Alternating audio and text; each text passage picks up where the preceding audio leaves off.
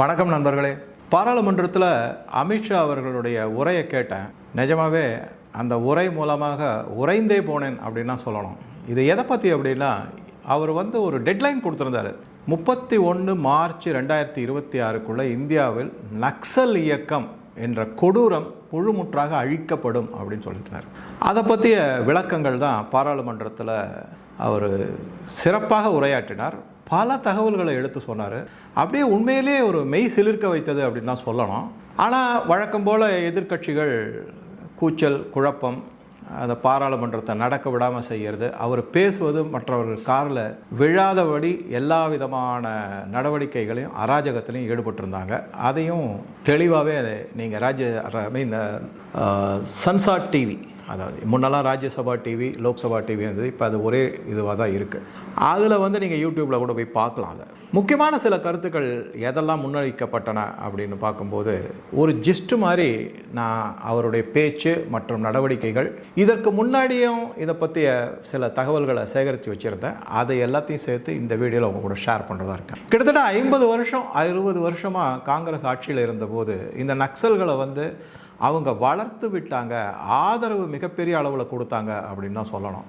அவங்க மேலே எந்த விதமான ஒரு தீவிரமான நடவடிக்கை எதுவுமே காங்கிரஸ் அரசு செய்யவே இல்லை அப்படிங்கிறதான் உண்மை. ஆனால் கடந்த 11 ஆண்டுக்குள்ளே இந்த பாஜக அரசு, அதுவும் மோடி பிரதம மந்திரியாக இருக்கும் பொழுதும் மற்றும் அமித்ஷா அவர்கள் உள்துறை அமைச்சராக இருக்கும்போது, இவங்க 2 பேரும் சேர்ந்து முன்னெடுத்த பல நடவடிக்கைகளால் நக்சல் இயக்கம் முழுமுற்றாக இன்று ஒழிக்கப்பட்டு விட்டது அப்படிங்கிறது தான் முக்கியமான செய்தி. பிபின் ராவத், இவர் முன்னாள் கம்பைன்டு டிஃபென்ஸ் சர்வீசஸ்னுடைய சீஃபாக இருந்தார். அவர் எப்போவுமே அடிக்கடி என்ன சொல்லுவார்னா, இந்தியாவுக்கு 2 எதிரிகள் இல்லைங்க, ஒன்று பாகிஸ்தான், மற்றொன்று சைனா, இன்னொரு ஒரு அரை எதிரி, அதாவது 2.5 எதிரி நமக்கு இருக்காங்க அப்படின்னு. அந்த அரை எதிரி யாரு அப்படின்னு பார்த்தீங்கன்னா, அதில் ஒரு சில பேர் இந்த நக்சல் குழுவை குறிப்பாக சொல்லுவாங்க.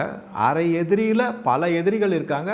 அந்த அரை எதிரியில் உள்நாட்டிலேயே இருந்து நாட்டுக்கு மிகப்பெரிய பேரழிவையும் ஆபத்தையும் விளைவிக்கக்கூடிய, இந்த நாட்டின் வளர்ச்சியை தடுப்பது, இது எல்லாத்திலையும் ரொம்ப முனைப்பாக இறங்கி செயல்படக்கூடியவங்க இந்த நக்சல் இயக்கத்தை சேர்ந்தவங்க அப்படின்னு சொல்லுவாங்க. இவங்களுக்கு காங்கிரஸ் என்னென்னலாம் செஞ்சிருக்கு அப்படின்னு பார்த்தீங்கன்னாக்க, பல விதமான என்ன பண்ணுவாங்கன்னா, செமினார் கண்டக்ட் பண்ணுவாங்க, சொற்பொழிவுகள் நடத்துவாங்க, பல விதமான அறிவு ஜீவிகள் அப்படின்னு சொல்லக்கூடியவங்களை கூட்டுட்டு பல விதமான நேரேட்டிவ்ஸை செட் பண்ணுவாங்க, பத்திரிகையில் கட்டுரைகள் எழுதுவாங்க, பல புத்தகங்கள் எழுதுவாங்க, இல்லை டெலிவிஷனில் பேட்டிகளில் அவங்களுடைய கருத்துக்களை ரொம்ப அதாவது ஒரு ஆணித்தரமாக புகுத்துறதுக்கு பார்ப்பாங்க. என்ன மாதிரி அப்படின்னு பார்த்தீங்கன்னா, இந்த நக்சல் இயக்கத்தில் இருக்கக்கூடியவர்கள் எல்லாருமே தவறாக வழிநடத்தப்பட்டு அந்த இயக்கத்தில் சேர்ந்தவர்கள், அவர்கள் மீது நம்ம அன்பு காமிக்கணும், அவர்கள் மீது ஒரு ஆதரவு கொடுக்கணும், இந்த மாதிரி எல்லாம் சொல்லி அவர்கள் ஒரு பயங்கரவாதிகள் என்பதையே நம்மளை மூளை மழுங்கடித்து செய்து வந்திருந்தார்கள் இதுவரைக்கும் அப்படிங்கிறது தான் உண்மை.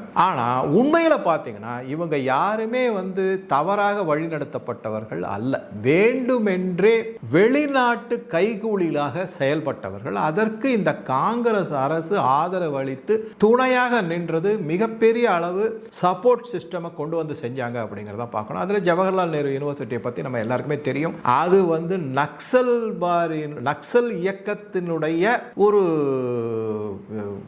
நர்சரி மாதிரி அங்கிருந்து தான் முளை விட்டு எழுந்து பரவலாக இந்தியா முழுவதும் வந்துள்ளது. அப்படிங்கிற இவங்களை அர்பன் நக்சல்ஸ் அப்படிங்கிற இந்த அறிவு ஜீவிகள் எல்லாரையுமே அர்பன் நக்சல்ஸ் அப்படிங்கிற வகையில் நம்ம எடுத்துக்கலாம். பல இடங்களில் எல்லா விதமான தகவல்களும் இருக்குது, நீங்கள் படித்து பார்க்கலாம். பீமா கோரேகாவ் இந்த மாதிரி இடத்துலலாம் அதில் பல பேர் இருந்திருக்காங்க. ஓகே, இப்போ அடுத்ததாக நம்ம எதை பார்க்குறோன்னா, இவங்களுக்கு இந்த அர்பன் நக்சல்களுக்கும் சரி, மற்றபடி இந்த காடு மற்றும் கிராமத்தை கையகப்படுத்தி அங்கே வாழக்கூடிய நக்சல் இயக்க மக்களுக்கும் சரி, அந்த பயங்கரவாதிகளுக்கும் சரி, வெளிநாட்டிலிருந்து பல விதமான உதவிகள் வந்தது. ஆயுத உதவி வந்திருக்கு, பண உதவி வந்திருக்கு. இதெல்லாம் யார் செய்கிறாங்கன்னா, பாகிஸ்தானும் சைனாவும். அவங்க 2 பேருக்கும் கண்டிப்பாக நம்ம எல்லாருக்கும் தெரிஞ்சது தான், இந்தியாவினுடைய வளர்ச்சி பிடிக்காது, இந்தியாவை எப்படியாவது தங்களுடைய கட்டுப்பாட்டுக்குள்ளே வச்சிருக்கணும். பாகிஸ்தானை பொறுத்த வரைக்கும் உங்கள் கஸ்வா-ஏ ஹிந்த், அது உங்கள் எல்லாருக்குமே தெரிஞ்சது தான். அது என்னன்றது வேணும்னா துரந்தர் படத்தை பார்க்கும்போது கடைசியில் மேஜர் இக்பால் என்னென்ன மாதிரி டயலாக்லாம் சொல்கிறாருன்னு ஒரு நிமிஷம் அதை கவனிச்சிங்கன்னா எல்லாருக்குமே நல்லாவே புரியும். நான் ஒரு தடவை 2 தடவை நல்லா பார்த்துட்டேன். நிறைய உள்வாங்க உள்வாங்கி நிறைய விஷயங்கள் அதில் இருக்குது. இந்த துரந்தர் படம் வந்து ஒரு ப்ராபகண்டா மூவின்னு சொல்லிக்கிட்டு இருக்காங்க. எதிர்கட்சிகளும் அந்த படத்தை பிடிக்காதவர்களும் அந்த கொள்கையை பிடிக்காதவர்களும் உண்மை அது நடந்தவை எல்லாத்தையும் உண்மையாக எடுத்துரைக்கக்கூடிய படம். என்னுடைய வேண்டுகோள், நாட்டின் மீது பற்று உள்ளவர்கள், இந்த நாட்டை விருப்பம் உள்ளவர்கள், அவங்க வந்து இந்த நாட்டினுடைய வளர்ச்சியில் விருப்பம் உள்ளவர்கள் அதை பார்த்து பிரமித்து நமக்கும் நல்லது நடக்கணும்னு நினைங்க. ஒரு தடவை அந்த படத்தை பார்த்தீங்கன்னா உங்களுக்கு பல விஷயங்கள் நல்ல தெளிவாக புரியும், நல்ல ஒரு புரிதல் ஏற்படும் உங்கள் எல்லாருக்குமே அப்படிங்கிறது என்னுடையது. நான் ஏதோ அந்த படத்தை ரெக்கமெண்ட் பண்ணுறேன்னு நினைக்காதீங்க, அதில் நல்ல செய்திகள் இருக்குங்கிறதுக்காக சொன்னேன். நானும் அதை பற்றி கண்டிப்பாக டிஸ்கஸ் பண்ணத்தான் போகிறேன். சரி, ஆக மொத்தம் பார்த்தீங்கன்னாக்கா, ஸோ பாகிஸ்தானுக்கு கஸ்வா இந்து, சைனாவுக்கு இந்தியாவினோட வளர்ச்சியை பிடிக்கக்கூடாது, வரவே கூடாது. ஏன்னா சைனா வந்து மிக தீவிரமாக நம்புகிறது இந்தியா தான் அதற்கு சரியான காம்படிட்டர் அப்படிங்கிறதுக்கு, சவால் விடக்கூடிய நாடு அப்படிங்கிறது. சரி, இந்த மாதிரி ஒரு சுச்சுவேஷனில் எந்தெந்த மாதிரியெல்லாம் ஆயிருக்கு அப்படின்னு பார்த்தீங்கன்னா, இந்த நக்சல்னால் பாதிக்கப்பட்டவர்னு ஒருத்தர் 2 பேர் கிடையாது. கிட்டத்தட்ட 16,000 20,000 பேர்கள் வரைக்கும் கொலை செய்யப்பட்டுள்ளார்கள் இந்த நக்சல் இயக்கத்தினால, அந்த பயங்கரவாதிகள்னால.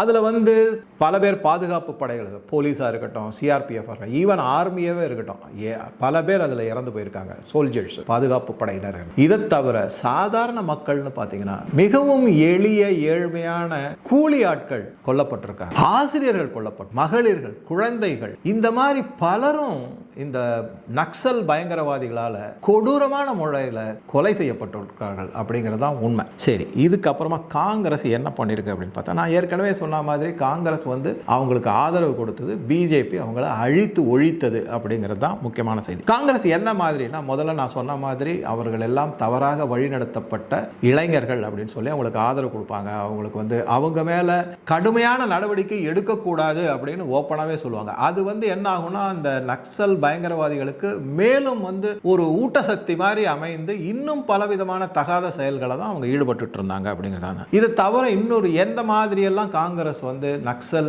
பயங்கரவாதிகளுக்கு உதவி செஞ்சிருக்காங்கன்னா, இந்த செக்யூரிட்டி ஃபோர்ஸஸ்னு சொல்லக்கூடிய பாதுகாப்பு படையினர் வந்து அவங்கள வந்து ஏதோ ஒரு ஒப்புக்கு சப்பானி மாதிரி அங்கே தேடுறதுக்கு காட்டுக்குள்ளேயோ இல்லை அணுக முடியாத கிராமங்கள்லேயோ அவங்க செல்லும் போது அவங்களுக்கு எந்த விதமான பாதுகாப்பு சாதனமும் இருக்காது. ஒரு குண்டு துளைக்க முடியாத கவசங்களோ ஹெல்மெட்டுகளோ அது எல்லாமே புவர் குவாலிட்டியாக வேற இருக்கும். அது ஒரு பாயிண்ட். நல்ல மாடர்ன் எக்யூப்மெண்ட் சொல்லக்கூடிய கன் அந்த மாதிரி எல்லாம் இருக்காது, ரைஃபிள் அது இருக்காது, இல்லை பிஸ்டல் அது இருக்காது. அதே மாதிரி ட்ரோன்ஸ் இதெல்லாம் எதுவுமே இருக்காது. கம்யூனிகேஷன் எக்யூப்மெண்ட்னு சொல்லக்கூடிய சாதனங்களும் ரொம்ப மிக மோசமான செயல் திறன் இல்லாத எக்யூப்மெண்ட்ஸ் தான் அவங்களுக்கு கொடுத்துருப்பாங்க. இதனால் என்ன ஆகுதுன்னா, அவங்களுடைய நக்சலுக்கு வந்து வெளிநாட்டிலேருந்து நல்ல சொஃபஸ்டிகேட்டட் ஆர்ம்ஸ் அண்ட் எக்யூப்மெண்ட்ஸ்லாம் வந்துடும். அதனால் அவங்க என்ன பண்ணுவாங்கன்னா, தாக்குதலை ரொம்ப ஈஸியாக நடத்துகிறாங்க. இதை தவிர பல இடத்துல நீங்கள் பார்த்துருக்கலாம், அப்படியே போலீஸ் ஸ்டேஷன் உள்ளே பூந்து ரொம்ப சர்வசாதாரணமாக பூந்து போலீஸ்காரங்களை அடித்து போட்டுட்டு அங்கே இருக்கிற துப்பாக்கி இதெல்லாம் சாதனங்கள்லாம் எடுத்துகிட்டு போயிடுவாங்க வேற. இதெல்லாம் வேற நடந்திருக்கு. இது ஒரு பக்கம். இன்னொரு பக்கம் என்னென்னா, இந்த ரெட் காரிடார் அப்படிங்கிற மாதிரி சில ஏரியாக்களை இந்த நக்சல் பயங்கரவாதிகள் அறிவிச்சு வச்சுருப்பாங்க. இது ரெட் காரிடார் எதை பற்றி அப்படின்னா, அந்த இடத்துல வந்து அது எல்லாமே டார்க் ஏரியா அப்படின்னு சொல்லப்படும். அதாவது அங்கே வந்து எலக்ட்ரிசிட்டி இருக்காது, ஒரு ஸ்கூல் இருக்காது, அதுக்கப்புறம் கம்யூனிகேஷன் டவர் இருக்காது, நல்ல ரோடு இருக்காது. அதை வந்து யாருமே சுலபமாக அணுகக்கூடிய நிலைமையில அந்த இடங்கள்லாம் இருக்கவே இருக்காது. அவங்களுக்கு மட்டும்தான் அந்த ரூட்டு தெரியும். அவங்க யார் வீட்டில் தங்கியிருக்காங்க, எப்படி இருக்காங்க, எந்த இடத்துல வாழறாங்க, அது எல்லாமே அவங்களுக்கு தான் தெரியும். அதனால அந்த இடத்த ஃபுல்லுமே ரெட் காரிடார் அப்படின்னு சொல்லக்கூடிய அமைப்பாக இருந்தது. அதை பற்றி கண்டுக்காமையே இருந்தாங்க. இந்த மன்மோகன் சிங் ஆட்சியில் இருக்கட்டும், இல்லை வந்து அப்போ வந்து உள்துறை அமைச்சராக பல காலம் பல ஆண்டுகள் தமிழ்நாட்டினுடைய காங்கிரஸ் தலைவர், மூத்த தலைவர் ப. சிதம்பரமாக இருக்கட்டும், இவங்க எல்லாம் மெத்த படித்தவங்க, கிரேட் எக்கானமிஸ்ட், பிஹெச்டி வாங்கினவங்க. இவர் வந்து ஹார்வர்டு யூனிவர்சிட்டியில் படித்தாருன்னு சொல்லுவாங்க. எல்லாம் இருக்கும்போது அவங்களுக்கு ஆதரவு கொடுக்கறது, வளர்த்து விடுறது, பலவிதமான லாஜிஸ்டிக்கல் சப்போர்ட் கொடுக்கறது, வெளிநாட்டிலேருந்து பெறக்கூடிய பணமோ ஆயுத உதவிகளோ வரும்போது அதை தடுத்து நிறுத்தாமல் வேடிக்கை பார்த்து அவங்கள மேலும் மேலும் என்கரேஜ் பண்ணிட்டு இருந்தது காங்கிரஸ். இதுக்கு நடுவில் இன்னொரு இன்சிடென்ட்டையும் நான் சொல்ல முடியும். இதே மத்திய பிரதேச ஒரு கிறிஸ்துவ கலெக்டர் ஒருத்தர், டிஸ்ட்ரிக்ட் கலெக்டர், அவரை பிணை கைதியாக சர்வசாதாரண ஆபீஸ் உள்ள நுழைஞ்சு கையை பிடிச்சி கட்டி போட்டு கண்ணை கட்டி அவரை கூட்டிட்டு போய் பிணை கைதியாக வச்சு பணம் வாங்கினாங்க, எக்ஸ்டார்ஷன் மணி வாங்கினாங்க இதே நக்சல் பயங்கரவாதிகள்.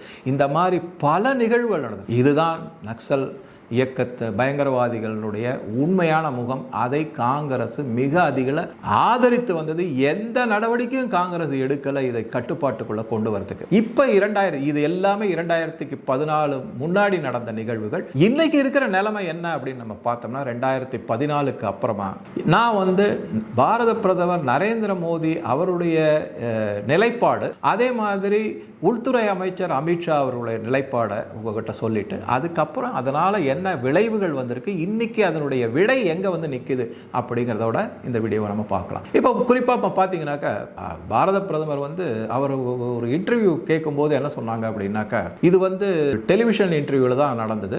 அப்போ அவர் என்ன சொன்னார், இது பாகிஸ்தானை பற்றினது தான். அதே கருத்தை தான் அவர் இந்த நக்சல் பயங்கரவாதிகள் மேலேயும் வச்சிருக்காரு. அதாவது அவர் என்ன சொன்னார்னா, பம் பந்தூக் கா ஆவாஜ் மே பாத்சீத் கா ஆவாஜ் சுனா தேகா ஹைக்யா அப்படின்னாரு. அதாவது பம், அதாவது குண்டுகள், பந்தூக்னா துப்பாக்கிகள், அதனுடைய சத்தத்தில் பேச்சுவார்த்தையினுடைய சத்தம் எடுபடுமா அப்படிங்கிற அர்த்தத்தில் அவர் வார்த்தையை சொன்னார். அது ஒன்று. அடுத்ததான் என்ன சொன்னார், இது ஒரு பாகிஸ்தானுடைய பேச்சுவார்த்தை நடத்த மாட்டீங்களா அப்படின்னு கேட்ட கேள்விக்கு இது மாதிரி சொன்னார். அங்கே எந்நேரமும் இந்த மாதிரி அவங்க நம்ம நாட்டு மேலே தாக்குதல் நடத்திட்டு இருக்காங்க, நாம எப்படி பேச்சுவார்த்தை நடத்த முடியும் அப்படிங்கிற ஐடியாவில் தான் சொன்னார்.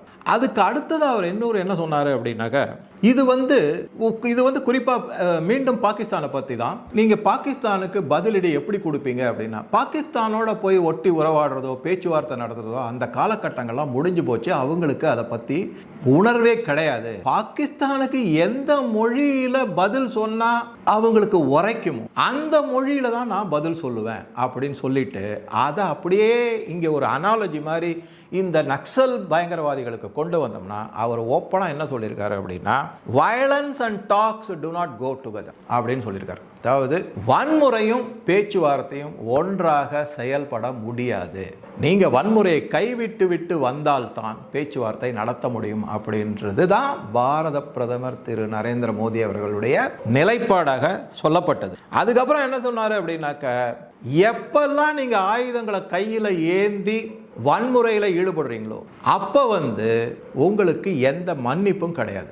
ஆயுதங்களை கீழே போட்டு விட்டுவார்கள். மன்னிப்பு மட்டுமல்ல, மறுவாழ்வை நாங்கள் அமைத்து கொடுக்க இந்த பாஜக அரசு தயாராக இருக்கிறது அப்படிங்கிறது. இதையே தான் உள்துறை அமைச்சர் அமித்ஷா அவர்களும் பிரதிபலித்துள்ளார்கள். அவர் என்ன சொல்லியிருக்காரு அப்படின்னா, அவர் ஒரு டாக்டரின் எடுத்துக்கார், சமாதானம் டாக்டரின் அப்படின்னு. அதாவது அந்த கொள்கை சமாதான முறைப்படி எல்லாத்தையும் பேச்சுவார்த்தை மூலமாக பேசி தீர்த்து உங்களுக்கு என்ன வேணுமோ அதை செஞ்சு தரும். நீங்கள் இந்த ஆயுதங்களை கீழே போட்டுட்டு வந்தீங்கன்னா தான் பேச்சுவார்த்தை நடத்த முடியும். நீங்கள் கோலிகா ஜவாப் கோலி சே தேகா அப்படின்னு பாராளுமன்றத்தில் அவர் சொல்லியிருக்காரு. அதாவது நீங்கள் குண்டால எங்களுக்கு தாக்குதல் நடத்தினால் அதே குண்டால நாங்கள் பதிலடி கொடுப்போம் அப்படிங்கிறதா. நீங்க குண்டால அடிப்பீங்க, நாங்க வாயால பேச்சுவார்த்தை நடத்துவோம்னா அது ஒத்து வராது அப்படிங்கிற மாதிரி சொல்லிட்டு இதுக்கு ஒரு டெட்லைன் குறிச்சிருந்தாரு. அது 31/3/2026.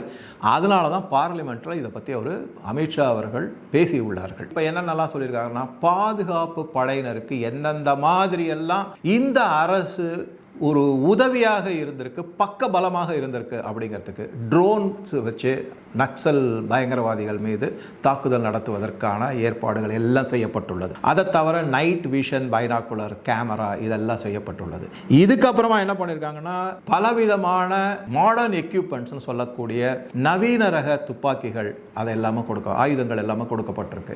இதனுடைய முக்கியத்துவம் என்னன்னா, எந்தெந்த அதாவது பல இடங்களை இந்த நக்சல் பயங்கரவாதிகள் தங்களுடைய கட்டுப்பாட்டுக்குள்ள வச்சிருந்ததை அது எல்லாமே பாரதத்தினுடைய நிலங்கள் அவை மீட்டெடுக்கப்பட வேண்டும் அப்படிங்கிற யுக்தி தான் முக்கியமான காரணமாக அதில் சொல்லப்பட்டிருக்கு அப்படிங்கிறது தான். சரி, every inch will be reclaimed அப்படிங்கிற மாதிரி சொல்லியிருக்காரு. சரி, இதனுடைய ஃபைனலாக ரிசல்ட் என்ன அப்படின்னு பார்த்தீங்கன்னாக்க, நக்சல் டிஸ்ட்ரிக்ட்ஸ்னு சொல்லக்கூடியது 2013-14 காலகட்டங்களில் 216 டிஸ்ட்ரிக்டாக இருந்தது.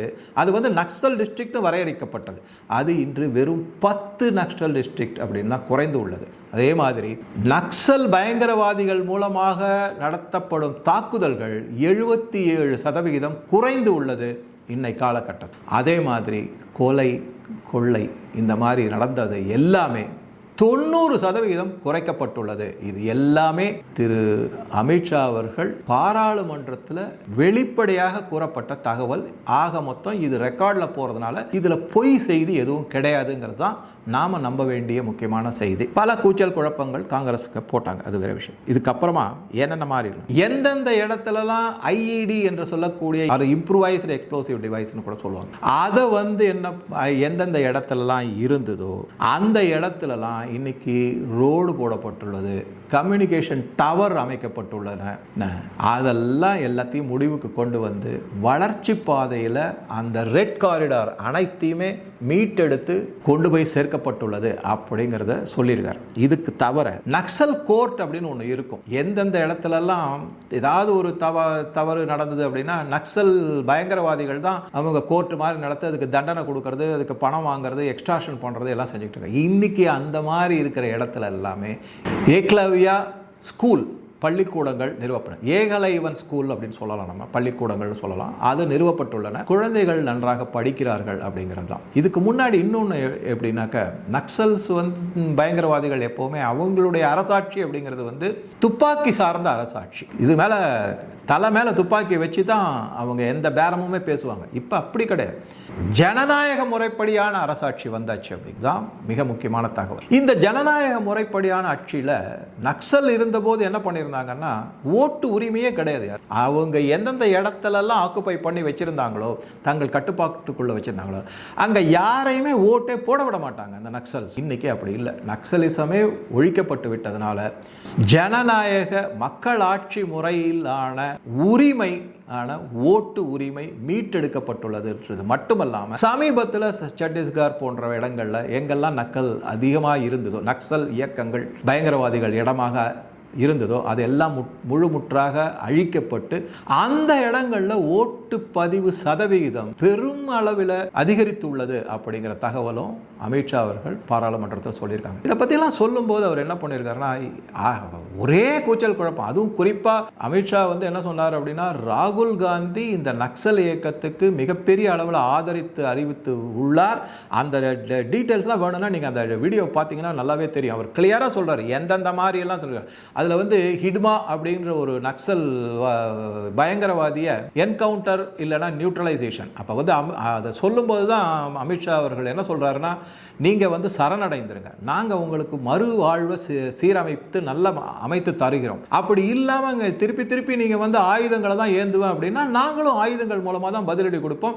Surrender or will get neutralised அப்படிங்கிற மாதிரி வார்த்தையை யூஸ் பண்ணி தான் சொன்னார். அப்போ ஒரே கூச்சல் கலப்பு. அப்போ கூச்சல் எழுந்தபோது ராகுல் காந்தியை பற்றி குறிப்பாக சொன்னபோது அமித்ஷா என்ன சொன்னார்னா, ஹிட்மா அப்படிங்கிற ஒரு நக்சல் பயங்கரவாதி நியூட்ரலைஸ் செய்த போது, அதாவது என்கவுண்டரில் அவர் அது என்கவுண்டருங்கிறது எப்போவுமே என்னென்னா தற்காப்புக்காக செய்யப்படும் பயங்கரவாதிகள் மேலான தாக்குதல். அதில் இறந்து போவதற்கான சாத்தியக்கூறுகள் தான் அதிகம். அதுதான் என்கவுண்டர். அந்த மாதிரி செய்தபோது இந்த ஹிட்மாவுக்காக வருத்தம் தெரிவித்து புதுடெல்லியில் கூட்டம் போட்டார் ராகுல் காந்தி அப்படிங்கிறார். அவர்களுடைய ஆதரவாளர்களுடன் சேர்ந்து கூட்டம் போட்டாருன்ற குற்றச்சாட்டை வச்சிருக்காரு. இதில் சரி, இது ஒரு பக்கம் இருக்கட்டும். இதை தவிர ரொம்ப வருத்தமாக எதை பற்றி சொன்னார்னா, இவ்வளவு சப்போர்ட் பண்றாங்க காங்கிரஸ் நக்சல் பயங்கரவாதிகளுக்கு. இவங்க எல்லாருமே யாரை பார்க்குறாங்கன்னா, நான் கடந்த ஒரு 2 மாதமாக நான் கவனிச்சுக்கிட்டு தான் வரேன். இந்த அறிவுஜீவிகள்னு சொல்லக்கூடியவங்க 200 கட்டுரைகளுக்கு மேலே பல பத்திரிகைகளையும் புத்தகங்களையும் எழுதியிருக்காங்க. அந்த கட்டுரைகள் எல்லாமே இந்த நக்சல் பயங்கரவாதிகளுக்கு ஆதரவாக தான் எழுதியிருக்காங்களே தவிர எந்த ஒரு கட்டுரையாளருமே இந்த சோகால்டு அறிவுஜீவிகள் அர்பன் நக்சல்ஸ்னு சொல்லக்கூடியவங்க யாருமே அந்த ஒரு பாதுகாவலருடைய உயிர் பறிக்கப்பட்ட போது அவருடைய மனைவி விதவையானதை பற்றியோ, அதற்கு வருத்தம் தெரிவித்தோ, அந்த குழந்தை தன் தந்தை இல்லாத ஒரு அனாதையாக்கப்பட்ட அதற்கு வருத்தம் தெரிவித்ததாகவோ அவர்கள் எதிலையுமே எழுதவில்லை. மக்கள் படும் சங்கடங்களையும் அவஸ்தைகளையும் இவர்கள் குறிப்பிடவே இல்லை. இவர்கள் அனைவருமே இந்த மாதிரி இருக்கக்கூடிய அர்பன் நக்சல்ஸ்னு சொல்லக்கூடிய அனைவருமே அந்த நக்சல் பயங்கரவாதிகளுக்கு ஆதரவாகத்தான் பல கட்டுரைகள். ஒரு கட்டுரையில் கூட பாதிக்கப்பட்ட ஒரு ஏழை கூலி தொழிலாளிக்காகவோ, ஒரு விதவைக்காகவோ, ஒரு தாய் தன் மகனை இழந்ததற்காகவோ, ஒரு பாதுகாப்பு படை வீரன் தன் நாட்டுக்காக உயிரை நீர்த்ததற்காகவோ இவர்கள் சுத்தமாக வருத்தம் தெரிவிக்கவில்லை. வருத்தம் தெரிவிக்காததோடு அதற்கு மாறாக இந்த நக்சல் பயங்கரவாதிகளுக்கு ஆதரவாகவே எழுதியுள்ளார். எந்த மாதிரி மனநிலை உள்ள இந்த 0.5 ஆன்டி இண்டியன்ஸ் அப்படிங்கிற மாதிரி அவர் சொல்லியிருக்காரு. ஸோ உங்கள் கருத்துக்களை பதிவிடவும் நன்றி, வணக்கம்.